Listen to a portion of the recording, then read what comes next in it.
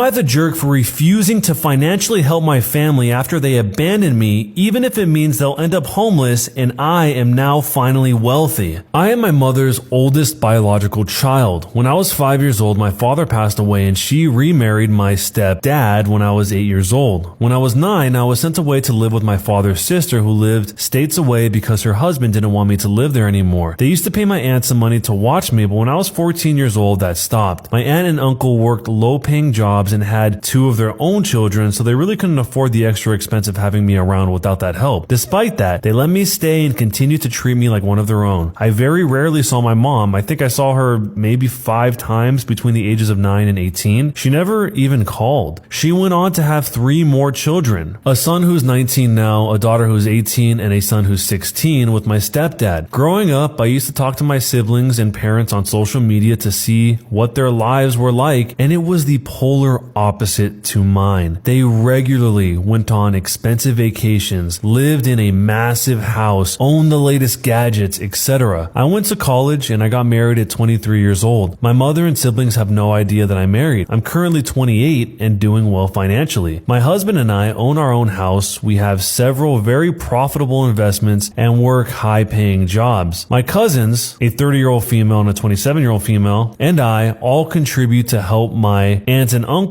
to finally purchase their own home last year. Recently, my mom showed up to my aunt's house begging for financial help. Apparently, my stepdad suffered from a gambling addiction a few years ago and lost all of their savings. Now, with the Rona, he's lost his job and they can't afford to keep their house without help. My aunt explained that she didn't have any money to help her, and when my mother demanded to know how she could afford her new house if she had no money, she explained what me and my cousins had done. My mom then asked for my number. When she called me and explained the situation, I told her I couldn't help. She kept begging me and claimed my siblings would be made homeless if I didn't help them. I told her, maybe you should get a job or sell some of this crap you have, or maybe you shouldn't have abandoned me when I was a child and I needed you. Where were you? I needed you. And now you need me?